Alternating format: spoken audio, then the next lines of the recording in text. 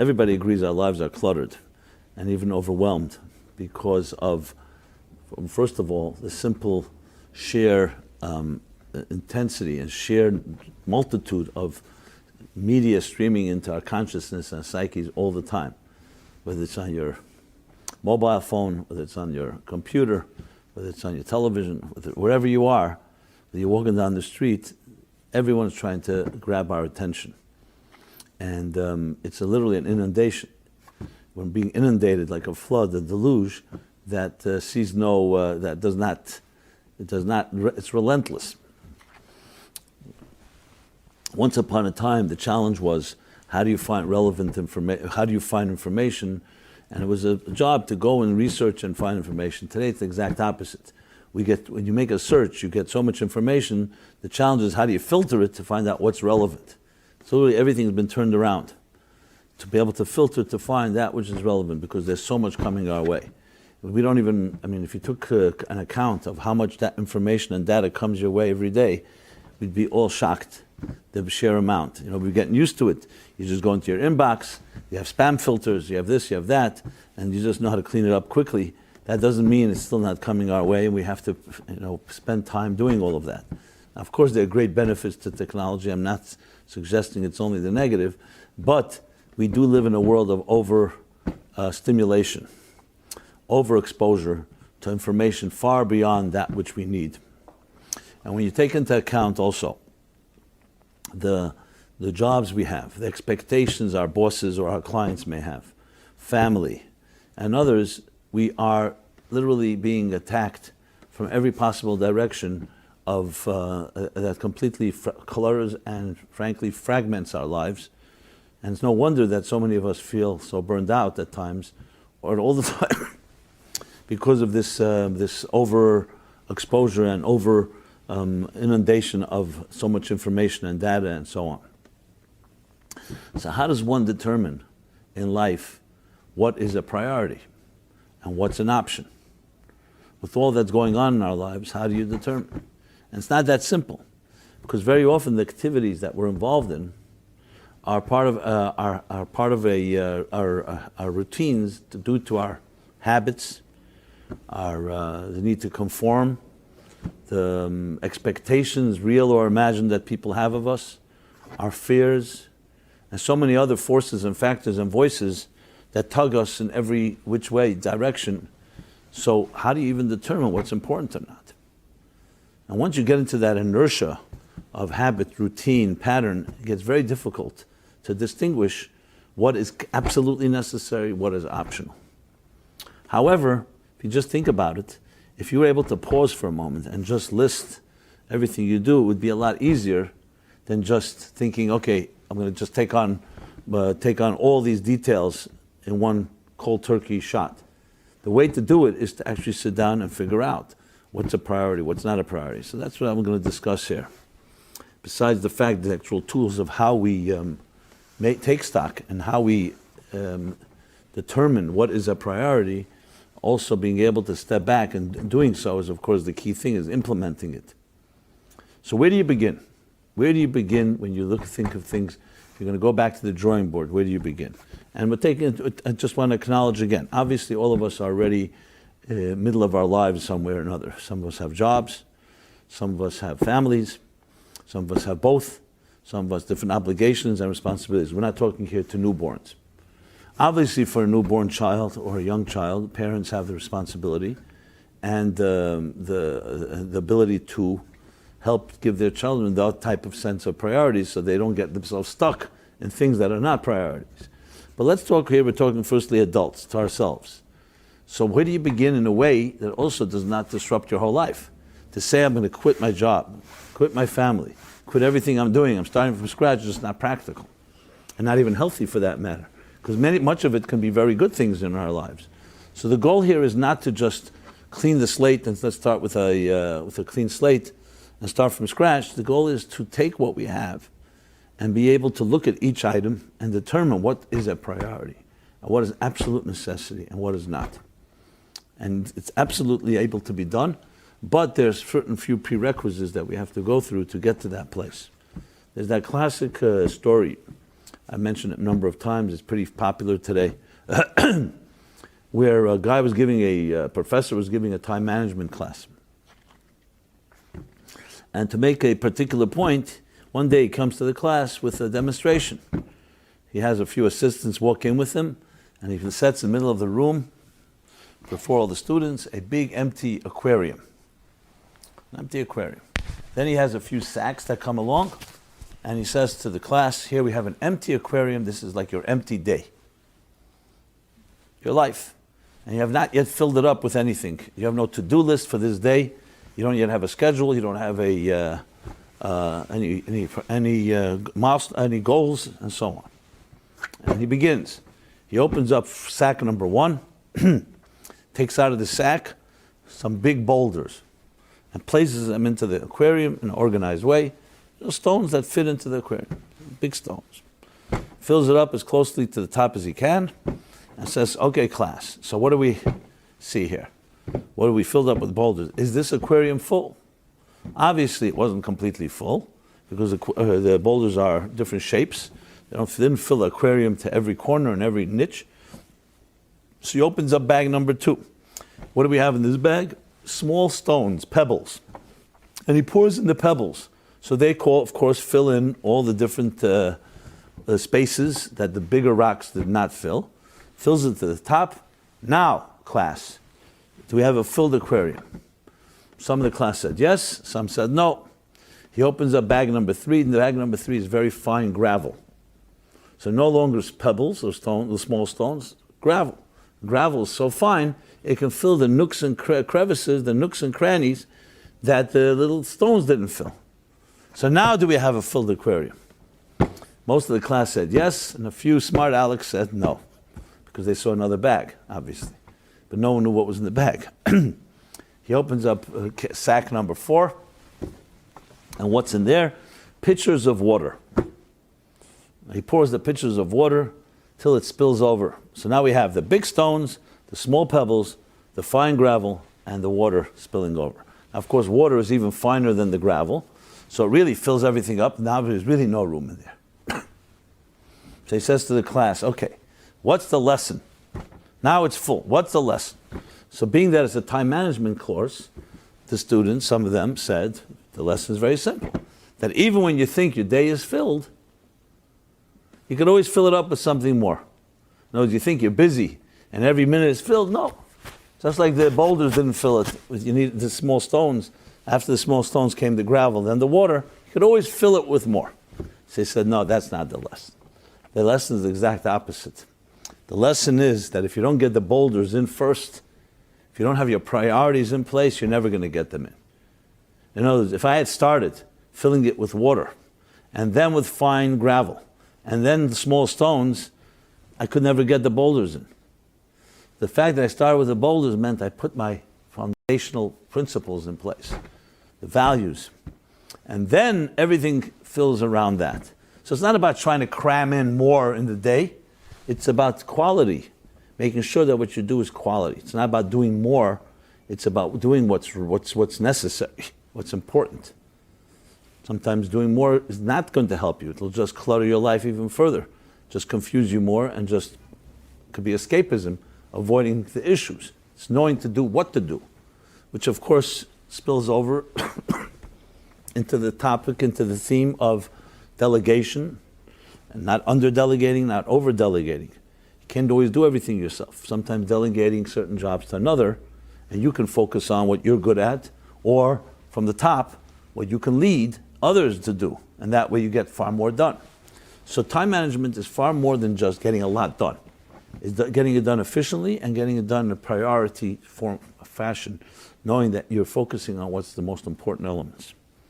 And that's a tremendous lesson in general, which is, of course, the foundation of this whole discussion, because before you talk about what to unfree yourself in your life from, to free your life from different things, unclutter your soul, you have to know what is a priority and what's not a priority, and how you focus on those things and build upon that. So that's the story that I think really is a great segue into the discussion of this point. What are the stones in your life? What are your boulders? And they don't have to necessarily be the same ones for each one of us, but there is a common denominator to what a boulder is. So even before continuing, of course I'm going to answer the question, it would be good if you're out there somewhere listening to this, or whenever you listen to it later when it's archived, maybe you should write down right now what you think your boulders are. What are your 5 must priorities, the foundations before anything else? And you'll find that it's not that simple to answer, because you're going to start seeing there's so many things that are important, you start wondering which ones are the most important. So how do you answer this question? I think you have to step back and say, what defines what's important? For some people, a football game on Sunday is important. For other people, making money is important. For other people, love is important. For other people, health is important. It's a bunch of very important things, and everybody can be very subjective and very relative and very arbitrary.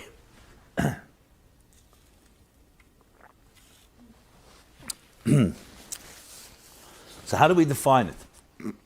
So I would go a step back. We have to define what makes something important. Just because you think it's important doesn't mean it's important. That's where it gets more delicate, because you can say, who am I to tell you what's important? Sure, I'm not here to tell you what's important. I'm here to throw out ideas, suggestions, food for thought, so you can really look into it yourself and see what makes most sense. But you have to be ready to challenge yourself, because you can be doing something that you think is vital and critical and find out, you know what, it's just optional.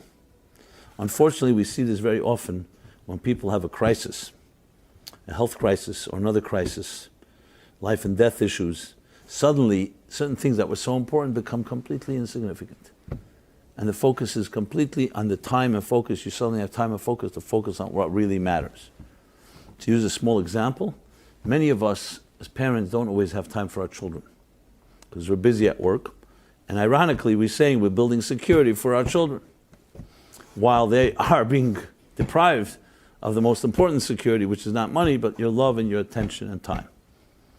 However, God forbid, if a child is suddenly sick, or a child is suddenly hits a crisis, a healthy parent, even if they didn't give enough time, will usually say, you know what, I'll take off of work. If there's a crisis, if there's an emergency, obviously, because suddenly those priorities emerge as being more important than your work or other details. Now, do we have to wait for a crisis or emergency? Obviously not. I'm just using it as an example that suddenly we're thrust in a situation where things that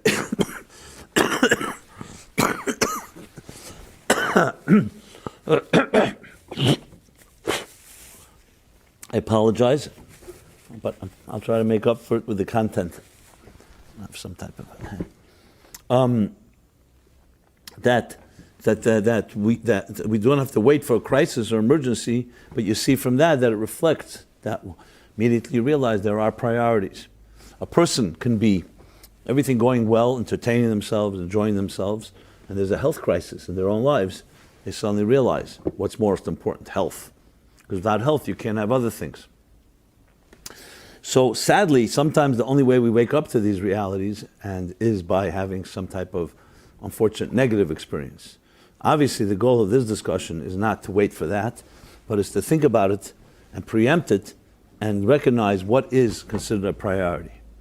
So now we're ready to say, so most people would say the first priority is to be alive. The first priority is to be alive with health. Because without that, as I just said, without that boulder, all the other details are not going to have any value. If you can't appreciate it, if you can't live it out, if you can't have long, healthy years to appreciate these gifts. So that's a good beginning, but it's still not enough, because that's biological life. You can be alive and physically function and be very healthy, but you may have a life that has no purpose. And that leads you to start thinking, so let's say I have health and I have life, that's fine, that's one of the boulders, but there's another aspect of life which is a life of meaning, a life of purpose, which is precisely why we titled the class, Unclutter Your Soul. Because it comes down to not just the functionality of being able to function. That, of course, we need to know how to, we can breathe healthily, our heart is beating, our mind is working, our other faculties and abilities are fully functional. But you could have all of that and still be lacking, we'll call it the soul of what you do. I always use the example very often in this class, as you may be familiar, with the idea of the mission statement. No business can function without a mission statement. You go to any business school, any class, any discussion, go to a consultant. You're starting a business, the first thing they'll be asked, well, tell me the mission of this entity.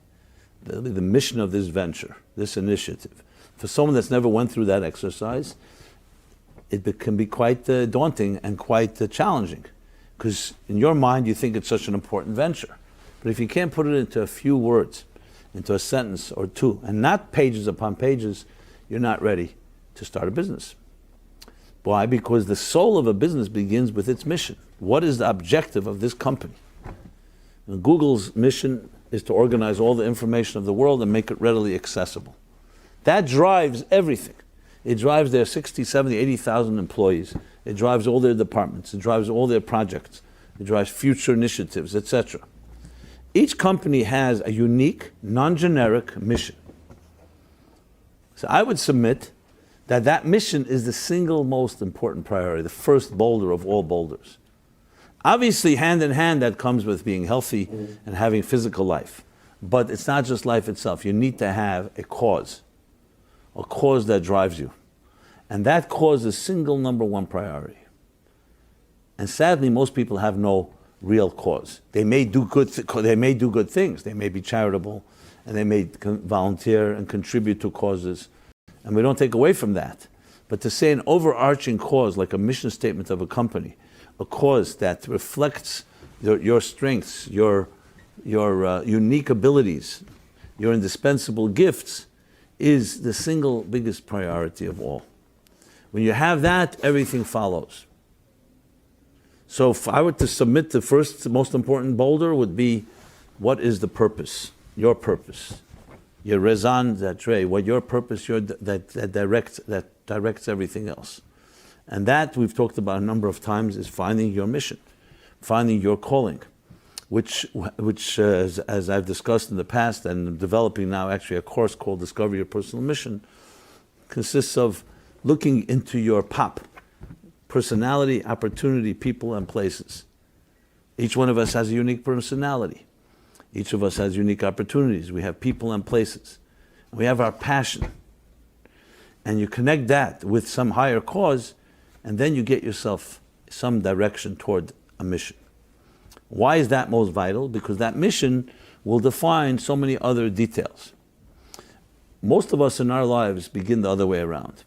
We go to school, let's say even the best education. If it's a terrible education, obviously there's other problems as well. But let's say it's an excellent education.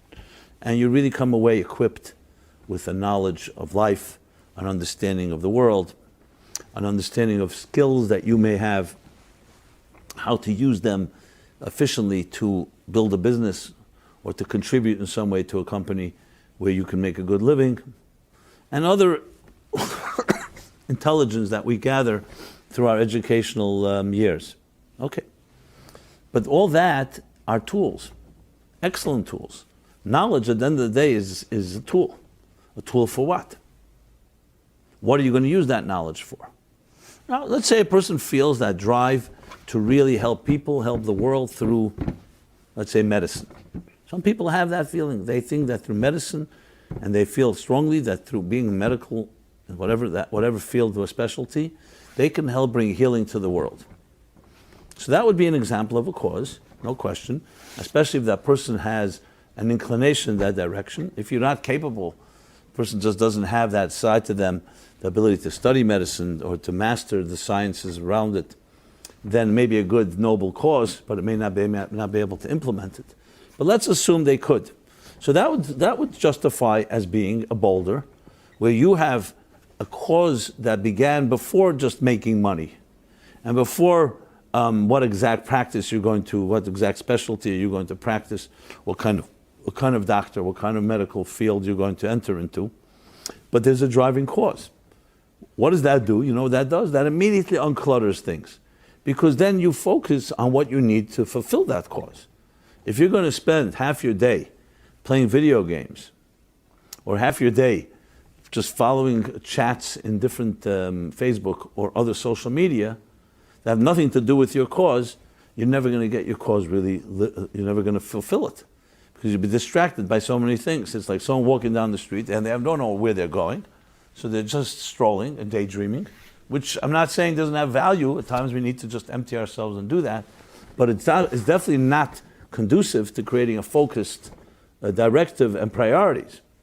However, the fact that a person feels, I want to help people in this and this fashion, in the health field, tells you, okay, so this will define what you choose to read, what you choose to follow, what information you gather, because you're focused toward that objective.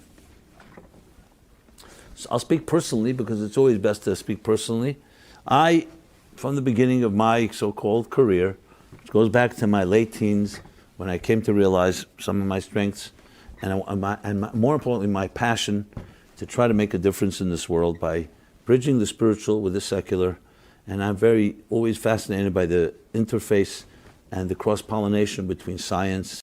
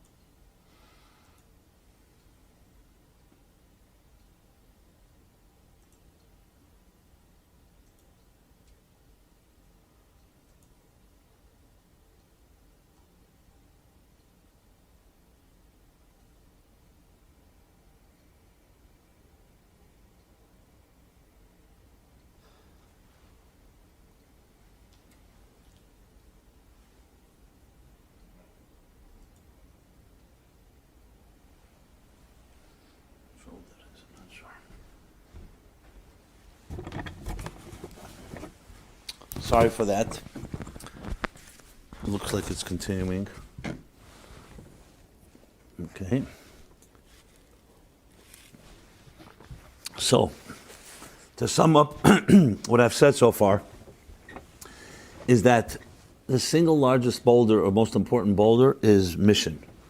Because that defines everything else. I was speaking about myself. So how does it define my life, my own purpose and mission? Is I'm constantly looking. I'm always looking at events in the world, current events, scientific breakthroughs, other stuff, speaking to people, looking to see the deeper message behind it, and how can it turn into something that can help the human race.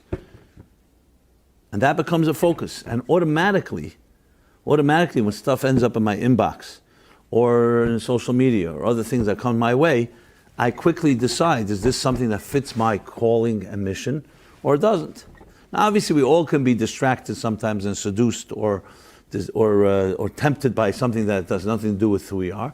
But that's the discipline you need to have. But at least you have a fighting chance because you have something driven. And I can see the same thing for a person who's in the medical field or health field. We'll be looking constantly, what are new health ideas and so on. I mentioned before gratitude. I happen to see it because I look constantly for these things. I see a trend developing. I mean, you start seeing gratitude articles in this newspaper, in this magazine, in this blog, and this so on. You suddenly see a trend. But you see these things when you have that focus. And every one of us, if you know what that focus is, you'll start seeing things you haven't seen till now because you know what you're looking for. And it's not miraculous. It's just a matter of having that type of focused attitude. As I mentioned before, let's go back to the example. You're walking down the street, you're walking down Fifth Avenue in New York City. Or take any city, anywhere, any street, especially a busy one. How many things are going on in that street? Hundreds. Here's a store that's advertising this, another store, and beautiful designs and beautiful showcases, especially in the holiday season. You go down the same thing when you stroll down into cyberspace. There are millions and billions of websites. Constantly, you can be stimulating yourself all the time. So how do you determine?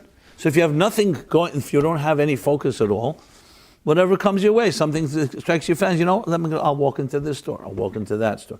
As I said, maybe there are days we should do that. We're just, more lackadaisical, more free-spirited, and without any particular focus. But you can't live your whole life that way. because you end up then just having the millions of fragments that just drive you in every possible direction. So the first thing is, what are the things you would focus on? What are the things that are priorities, defining, or I should say, the priorities are defined by what are the things that you see yourself as your cause, as your calling. Now you may say, I don't have a cause or calling. Well, this is the time to think about that. Because if you want to correct this, you want to unclutter your life, it's not just about looking at everything you're doing and what am I going to throw out today and what I'm not. Because how are you going to determine? You'll say, this is important. Do you ever try to clean up your house? And you start to realize, one second, or clean up your office or your desk. I say, hey, 1 second, everything is important. You know, obviously there's always going to be some garbage that you could throw out. But there comes a point where you say, you know what, I may need it in the future. But when you have that type of focus, then you could always say, no, this could go into storage because I know I'm not going to access it. I don't need it in my room, in my office for the immediate future. I could always access it. So I'll make a file, put it away in a filing cabinet, or put it away in a storage place, clearly labeled, so I can access it, retrieve it. But what do I want to have on my desk, or what do I want to have nearby? Under, what do you call it? Underhand, not underhand. You know what I mean? Near you, or what do you want to have on your desktop? What do you want to have? You want things that you use on a daily basis. You want your calendar. You want other things. What is it determined by? Determined by what is immediately important. But how do you fill your calendar? How do you determine what's an important meeting, what's not an important meeting? So I'm suggesting the first thing to begin with is cause. Need to identify a cause. The faster and the better you identify your cause, you immediately, in direct proportion to that, will be diminished clutter in your life, because the cause will define what is important, what's not important. For example, if you remember those best-selling books, What to Expect When You're Expecting. This was for pregnant women expecting children. So this became their priority. They want to know what to expect. In the first semester, the first trimester, and the second trimester, etc., etc. What is that? Because that's their focus at that time. That immediately means that's going to be my priority. That's the books I'd like to read. I'm just using it again as an example. This can be around any area in life. Now, some people say, will a hobby fit into this? Let's say stamp collecting, butterfly collecting, or travel, or some other hobby that we may have. It qualifies to some extent, but not completely.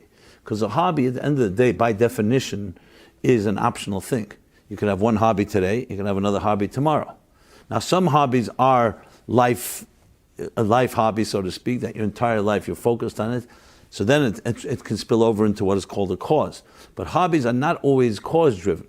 Like to be a stamp collector, unless it becomes your primary thing, maybe your primary business, it's usually a hobby means you do it in extra time. Some people like crossword puzzles, and they do crossword puzzles every day. I would not call that a cause. It could be something that you find stimulating, and it could be something very gratifying. And I'm not going to suggest that it's completely optional, but the truth is it is optional. Because if there were other issues that came up that were more life-threatening or life and death, you may not do the crossword puzzle. It's not that vital, even though you may enjoy it. So I think it's important to distinguish between things you like and things that are cause-driven. A crossword puzzle is not necessarily cause-driven.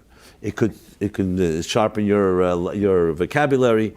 It can sharpen your deducing and your creativity.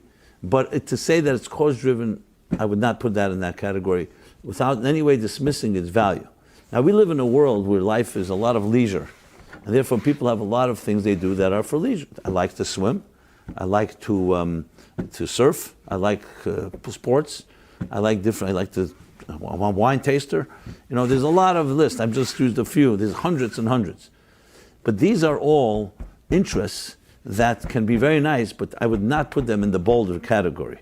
I would put them in the category as additional elements that help enhance your life. Cause, on the other hand, is a force that drives your life from beginning to end, your entire life. Now, this doesn't mean that you're constantly 24/7 the cause, but it's the primary thing, the primary default. I go back to myself, I can't say 24/7, but it's pretty close to it. Now, this doesn't mean you don't have room for other things, but you know that this is a vital thing. Obviously, you're eating a meal, you need to sleep. There are many things we do that are means to another end. But this leads me to the next point, which is the means and the ends argument. Another way of determining a second thing that's important, that criteria to determine what's a priority, I would say to think in terms of means and ends. A means when you go commute to work, that's a means. Nobody commutes in order to commute.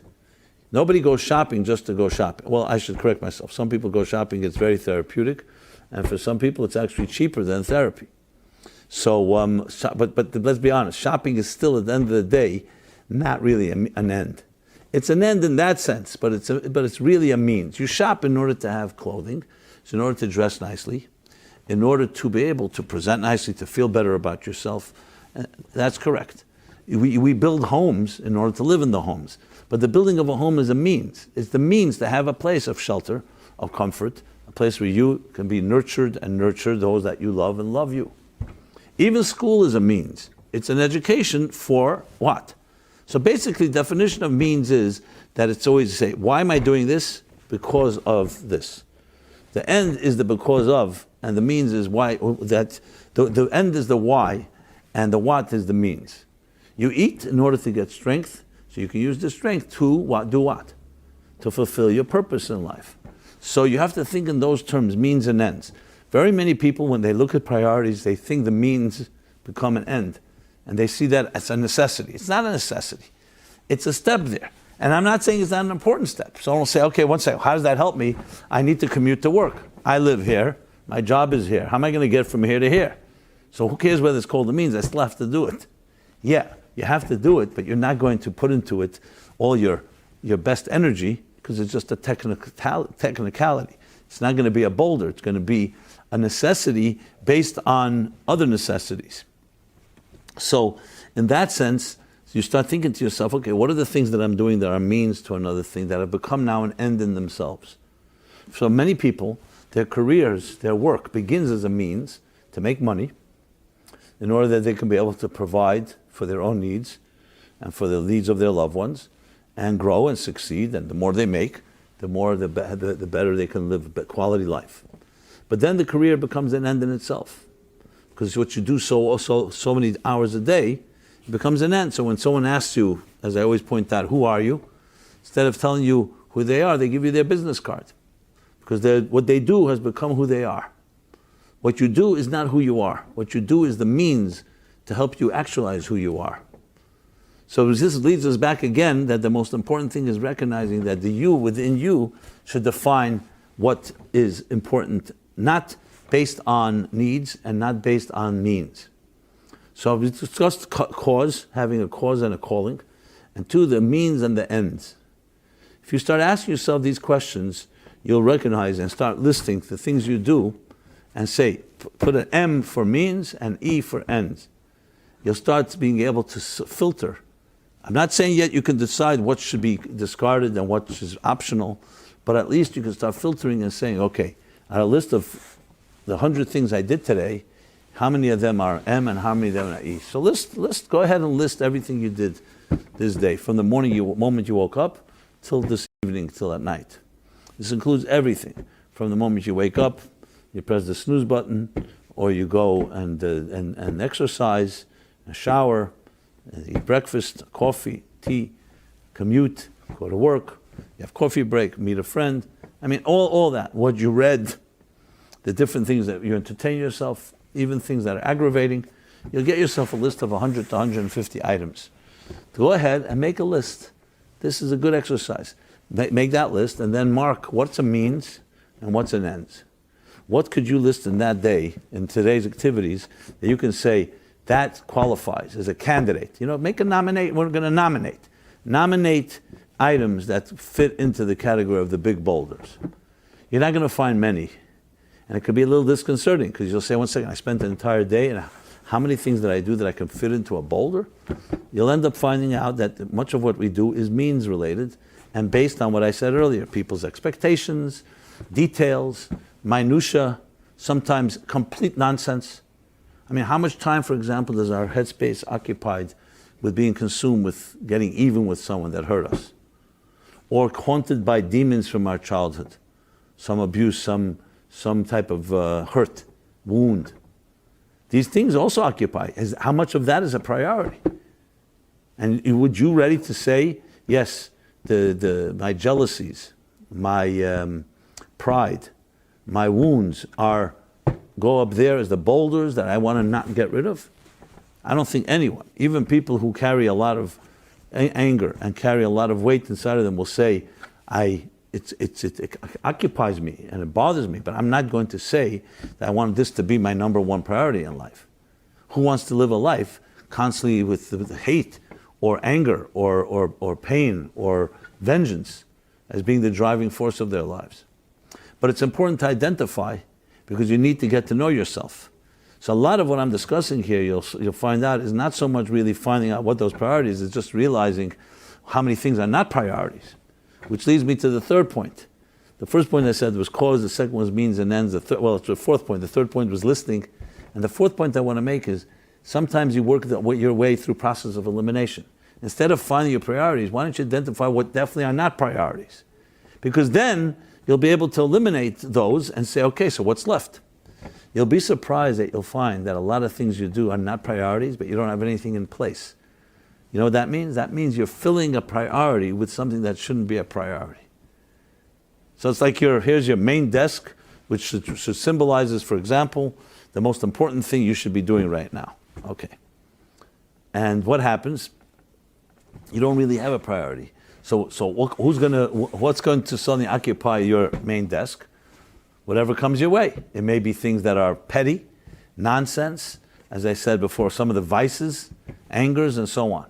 What does that tell you? There's a vacuum. You don't have the priorities, so other things fill that gap. You don't have real boulders to put into your aquarium, so you put boulders that really don't belong there. They may be a detail, and I'm not saying they shouldn't be part of your life, but they shouldn't be the number one priority. So process of elimination can go a long way, because it can help you at least identify what shouldn't be. And then you'll say, okay, a second, I don't want this to be my priority. I don't want this to be. And that'll force you to have to make a decision. So what should it be? And maybe then talk to an objective friend or a mentor and say, I've been analyzing my life. I've been evaluating it. And frankly, a lot of it is I don't want it to be so consuming. So that will force you to come to a point where you say, okay, so what do you want it to be? And that brings me back to the cause. Now, the cause is not the only thing that I would say is priority, because you could also say, having a healthy life, physically being healthy, good hygiene, exercising, eating right. Without that, if you don't have physical health, you could have a cause. You can be the most spiritual person, you can be a godly person, but you can't function. That's why the Torah says that a person should be healthy, and protect your health. So I will say about that can be a priority, but it's not necessarily a end, it's a means. So you can have a priority that's a means, but it's important to have health. But why do you have health? For what? Just to live long? Just to be able to spend more time, to feel quality time, that you don't have to run to a doctor and you don't have to deal with medication and so on? That's a nice reason, but that's not an end. That's going to end up leading you, it's an important thing to have, just like it's important to eat every day. Someone's going to say, hey, eating is not that important, it's only a means. It's true, it's a means, but it's a necessary means. So I would now make a qualification that in means and ends, there are necessary means and there are not necessary means. There are many things we do that are absolutely not necessary. We may enjoy it, but let's not make it a necessary. So there are optional means and there are necessary means. But let's not make a necessary means into an end just because it's necessary. The fact that we eat, or we drink, or we sleep, or we're healthy is a necessary component. And yes, I still wouldn't call it a boulder. I would call it a support to the boulder. It's a support because you must have it in order to have other things. We need to have food, clothing, shelter, friends, social. But we need to have that to support something deeper. And that deeper is the real force that helps unclutter. Because you could end up saying, eating is good.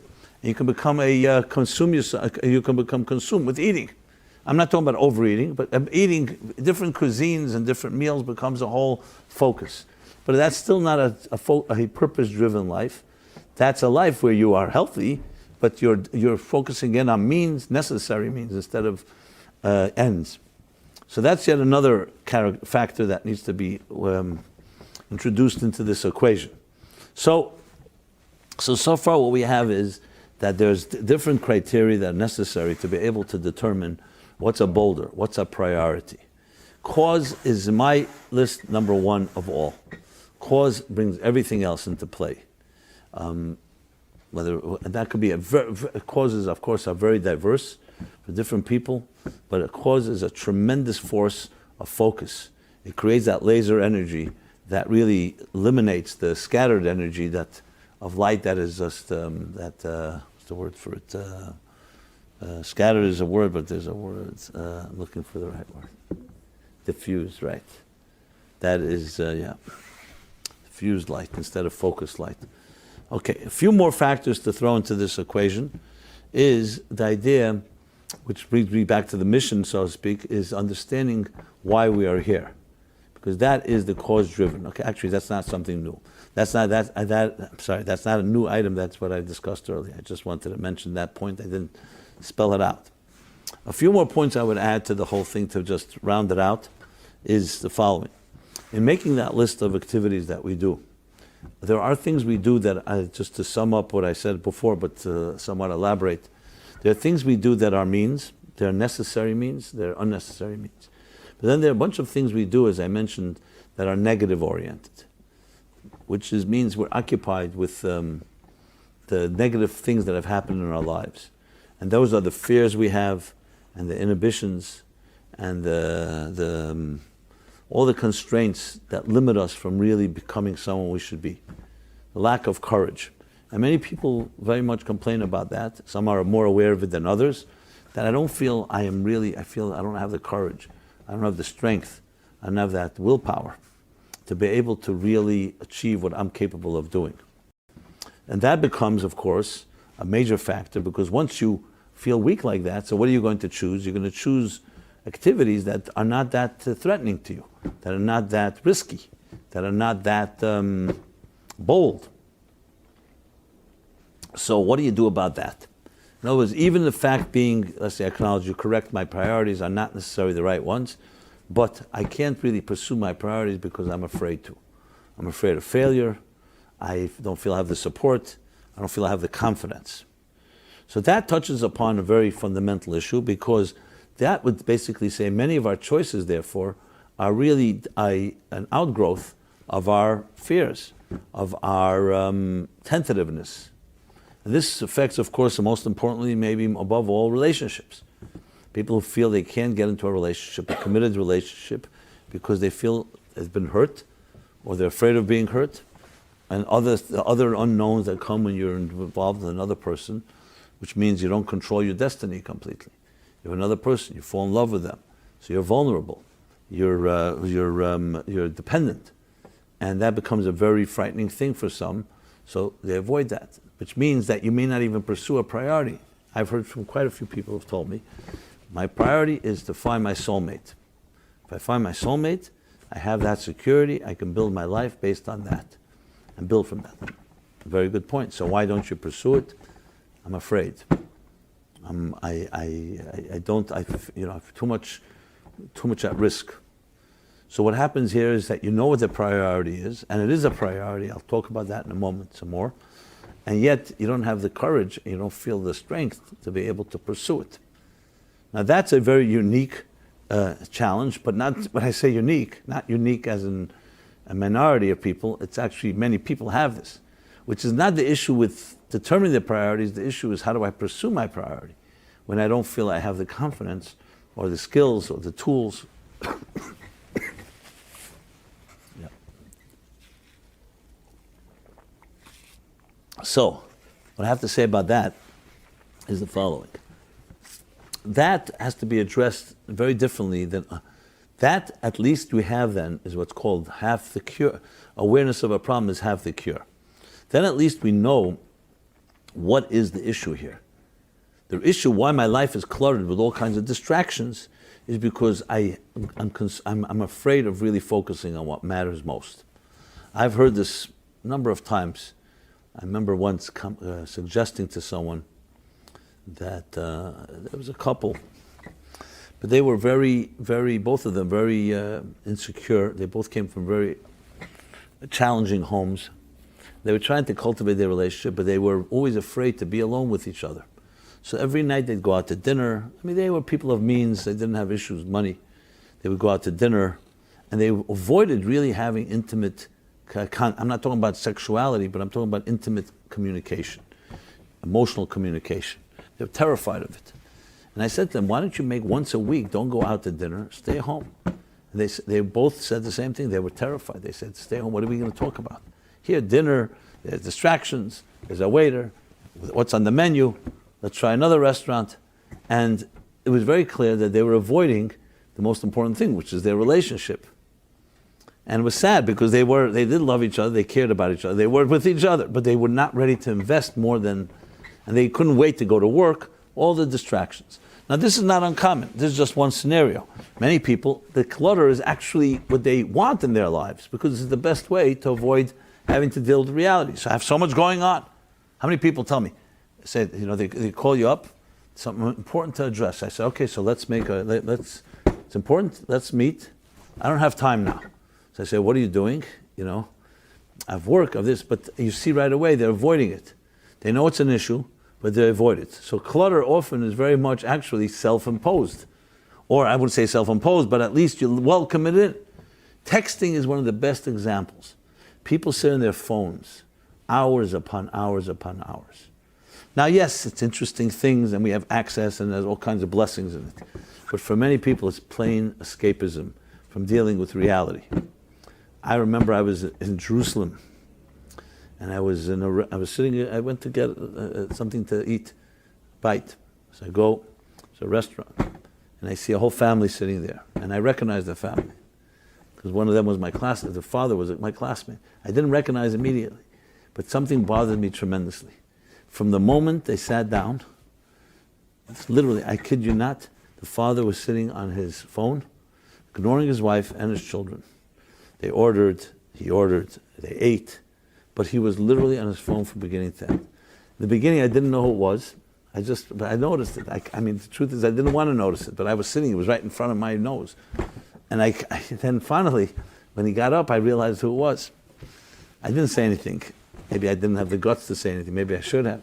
I didn't feel it's my business to go and get involved. But I really said to myself, okay, to be Melamed Chus, which means to find merit, maybe this was emergency, and just that day was. I would sense that was not just that day, that's became his life. It's a great distraction. Now, I don't know whether his marriage is going well, I hope so, and his relationship with his children. But is hopefully all is good. But this was not healthy, because came there, it was in Israel, they came for a visit. It wasn't like a regular course of the day, they were there with each other. This is an unfortunate fact in our society that the clutter that I mentioned before, the inundation, the deluge, is very welcome by many people. It comes down to being basically that the more we are overwhelmed with this stuff, the less we have to less we have to look at ourselves. Great excuse. I don't have time to look at myself. I'm all busy answering other people's emails, or texting, or WhatsApping, and so on. So the truth is, it's a bit out of the scope of this discussion. I was talking about how to unclutter your life when you want to unclutter it. If you're truly addicted to clutter, and you're addicted to having so much going on so you don't have to focus on yourself because you're so busy with so many distractions, that really requires a different type of discussion, which is really what's going on in your life. Why are you afraid of looking at yourself? Why are you so emotionally raw or tender or immature? Now, often it's due to growing up in homes where your needs were not met, where you lived in fear or you lived in unpredictable circumstances. So the best way to deal with that is, instead of building emotional relationships, you distract yourself. This is what children do. When their parents don't provide them with the proper security and validation and nurturing, what do you think they do? They escape into their little games. They escape into their little worlds of imagination and dreaming to try to dream up something that works for them, and because they don't have control over their emotional relationships in their lives. And as they grow into adults, they are most vulnerable and most prone to escaping toward all these distractions, because it works for them. It's a great escape.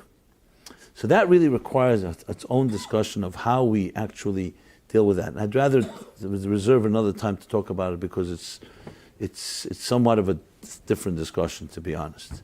But this brings me, however, back to relationships. I mentioned before cause.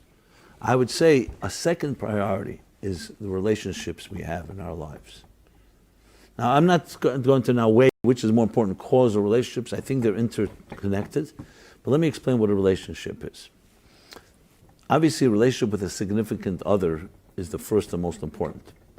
Because it's interesting, when the Bible describes the creation of the human being, so it says, God created the human being in the divine image, male and female, and then separated them into two. So essentially, both in the raison d'etre of our lives, our purpose, which is your soul and your divine image, why you were sent to this world to fulfill your mission, and your significant other, which would be your soulmate, are connected in the biblical story. So relationships are not an aside. They're not just some footnote. They're actually a part and parcel of our calling in this world. Whenever I speak to anybody, and speak to many young people, they tell me, I say, so what are your priorities? And often I'm talking to someone who's struggling or has some issue. What are your priorities? My priority right now is to build security. I want to build a nest egg, income, revenue, security. Then I will get married, because I'll feel secure to be able to support a spouse and build a home and children and so on. This is a very common expression today. I always challenge anyone who tells me that. I say, why can't you do it simultaneously? Because I can't support the family and I need the money. But since when is money the most important thing? I am confident and feel very strong saying the following. When a person does not have a healthy relationship, with a spousal level, male with a woman, a man with a woman, woman with a man, it's going to come back to haunt you, because we are also sexual creatures. And what are you going to do with your sexuality while you're building your career? It would be very nice someone says, I'm only building my career and I have no romantic and no sexual and no intimate needs. Celibacy. But that's not how it works. That's part of who we are. And if you don't build a secure, healthy, sacred relationship, what's going to end up happening is you may make the money, you may not, but then you're not in a place where you're going to be able to necessarily build a healthy relationship afterwards. Besides the fact that it gets more difficult as we get older. And I'm not saying there are people, I've seen beautiful relationships of any age. We're talking about, however, if you're in the 20s, why not build upon them? But in this society, like one woman told me in the Upper West Side, a few years ago, she got engaged. She says, I can't tell you what happened. All my friends feel I betrayed them. All my single friends said, how could you get engaged, basically? They don't say those words. They all celebrated with me, but the message was, I betrayed their cause. And the cause was to remain single and go to singles parties and volunteer and constantly be busy with single life. And she felt literally ostracized by her own friends. Again, without them saying it, but subtly, Or the way she put it was, I suddenly betrayed the Lonely Hearts Club, who are so lonely, but they don't want to say they're lonely. The point I want to make is that relationships are a vital component of the human condition. To be a healthy person, you need to have healthy relationships. And love and the nurturing that comes with a relationship, yes, and intimacy is a boulder that belongs in the aquarium before everything else. Now, obviously, it doesn't become before you have to grow up and be an adult, but it comes before making a living. And it is a distortion. And maybe it's politically incorrect to say it. The concept that we have that career first and marriage second is absolutely wrong. As a matter of fact, the Talmud says a very interesting thing, that God will bless a couple with parnasa, because now that they brought love into the world, they then will bring blessed with the income and the money to be able to cultivate and nurture that love. It's the same calculation people say, before I have children, I need to first have a certain amount of money in the bank. But children are a bigger blessing than money. Money doesn't last, and children are forever. It's the next generation. How could you ever replace something temporary with something permanent? is because we have a distorted view of this material world of instant gratification, of things we think are valuable, are the things that are superficial, including finance, including possessions, and including materialism, when we are forgotten that the most important thing in a person is, number one, your soul, your calling, and your relationships. So this may not be the most popular thing to say today, but I'm still stating it. And keep that in mind. You have your cause and you have your relationships as two big boulders in your life, and you include what I said before, distinguishing between the means and the end, between necessary means and unnecessary means, between what I also described earlier, things that should not be priorities. And you remember those two big boulders, cause and relationships, you'll be fast on your way to uncluttering your life. Because you'll be able to then say, okay, 1 second, what are my priorities and what am I doing? Now I will tell you, the biggest challenge most people are going to have is they do not accept some of these axioms. The axioms that I spoke about, cause and relationships, because we're so addicted to the details of our lives and the minutiae, we convince ourselves that's more important than anything else. I'm not here to argue with anyone. I'm throwing out these ideas out there. Everybody can choose and see as fit, but be honest with yourself and try to be objective and not prejudiced by your previous choices. And when you take that attitude, I guarantee you that you have a very different approach to life. Because what you're focusing on is what is the single most important, why we're here, and the relationships that we build in that context. Now there are many more things that are subsets of that, obviously, because that also leads us to values. What are your values? What are your values? What are the real values in your life? So we have to list the 5 most important values. Is it generosity? Is it helping others? Is it being kind and ethical and just? Is it other things of that nature? Or your values are me, survival of the fittest comes first and everything comes second. So it's challenging, the next thing is challenging your values. What are your values? Now I rest assured that most people will not say my most important value is to be selfish. Even though many people think that way, but they don't say it that way. But it's important for you to be honest, because those values are going to determine what you're going to see as a priority. Because we live in a materialistic world and we are driven by survival, selfish gene in Richard Dawkins' words, the selfish gene becomes the force that defines a lot of our priorities. How do I feed my selfishness? How do I feed the me? How do I feed myself?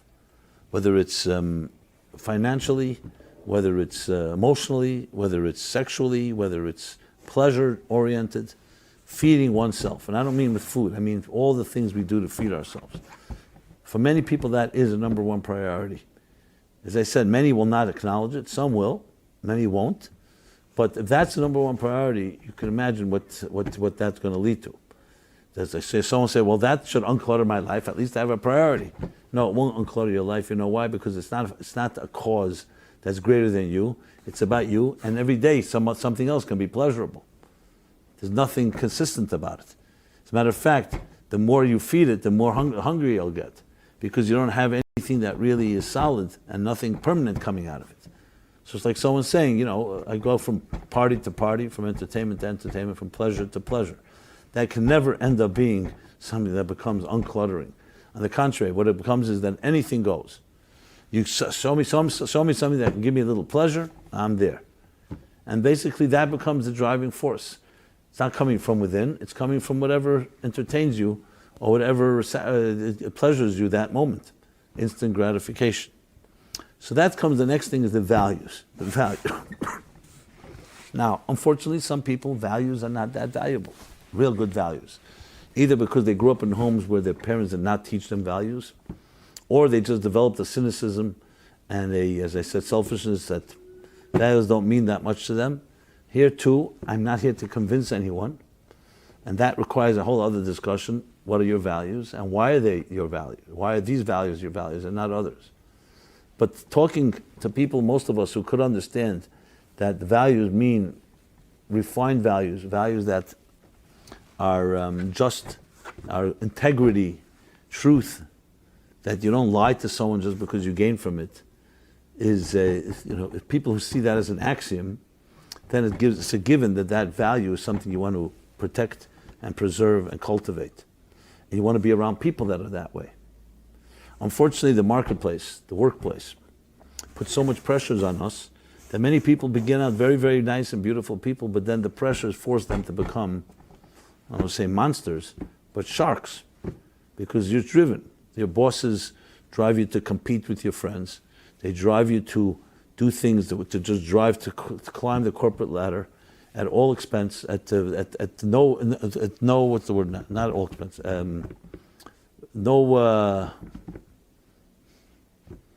With no scruples necessarily, with no particular guidelines, just to succeed. And you see this time and again. This is part of our culture. So what stops a person from doing that is ultimately an internal integrity, an internal value system that is a boulder in the aquarium that cannot be unwavering. Which leads me to another point with wavering and unwavering. Boulders are unwavering. They are roots that are deeply embedded, meaning that they are not compromisable. There are things you can compromise. So just as I discussed before, means and ends, another criteria is look at things that you can, that are negotiable and things that are unnegotiable. We all have things in life that way. It'd be interesting if you made a list of things that are negotiable, things that are unnegotiable, what you'd come up with. What would you consider unnegotiable?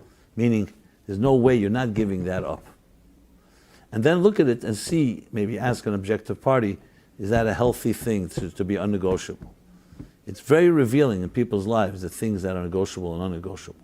Some people find, I've sometimes heard things that are unnegotiable, and I was shocked that a person could even say that this thing I must have, when I knew it was completely optional. But that's what happens. Either we get addicted to it, or we get so distorted, we're convinced that this is absolute necessary.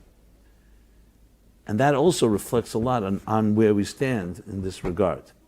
Obviously, the unnegotiable things in life should be things like truth, integrity, soul, God, faith, love, ethereal things. As soon as someone says a material thing is unnegotiable, you have yourself a problem. Like what's unnegotiable? The fancy couch in your living room, your 70-inch screen, the football game you're going to. Things that are temporary and are unnegotiable are really, think about it, are actually a contradiction of terms. Unnegotiable should be things that are unwavering, that are necessary, that you cannot give up because everything stands on that. Anything that's temporary, nothing. Someone says money is unnegotiable. What do you mean money is unnegotiable? Money itself is temporary. Money runs out. You can't take it with you to the next world. Little children don't need money, they need love. Love is unnegotiable. Because without love, you don't have the basic ingredient. It's like watering a flower. Without water, there's no flower. Even though money is a blessing and everyone should be prosperous, but can someone say that without money, we will wither and die? It may be difficult. Poverty is very difficult. You wither and die if there's no love. Your soul withers and dies if there's no truth and no integrity. So very much in our society, we've replaced integrity and truth and love with a whole bunch of very arbitrary and very negligible items, commodities. And that is yet another commentary, obviously, in our society.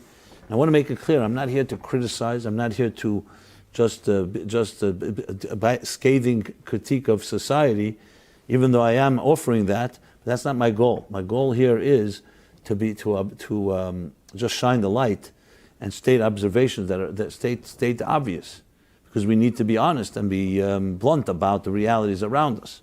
So it's not the goal is to be negative, but the goal is to be honest. And to be honest, you have to look at yourself brutally and honestly in many of these items that I spoke about, and many, many more. So in sum, you have total control over what fills your life. But the key first step before getting anywhere is honest appraisal. You have to be able to sit down and ask the questions, some of the tough questions I presented here. And frankly, many more questions that I didn't present that maybe this can be a catalyst for further discussion. But the bottom line is, if you're ready to do that, then you're on your way to freeing up space, time, and energy in life to focus not on the negatives, not on fighting the negatives, but on finding what you're capable of, your great potential, and above all, in fulfilling the calling of your life, which, as I said before, connected with your relationships, and also connected with your values. These are the things that really shape and define who we are. And above all, it also creates another element that you become free from other people's standards and other people's pressures, and the whole all the peer social pressure of fitting in a certain way, expectations. You want to be driven from within, not from without. In other words, what drives your priorities are what is most important to you, to your soul, to your mission, to your calling in this world. So with that, everyone be blessed with a very uncluttered week. And it's you can begin anytime, start tonight, start making those lists. And you're, as I said, that's the journey. And feel free to follow up with me if you like. If anybody wants to compare notes and send any thoughts to just do so to our office or to directly to me at meaningfullife.com. And we're here every Wednesday, approximately. Lately it's been 8:30. Sorry again for the technical challenges that we've had. That just goes to show you technology is negligible, is optional. However, the message is not. And everyone be blessed. Blessed week, everybody. Okay.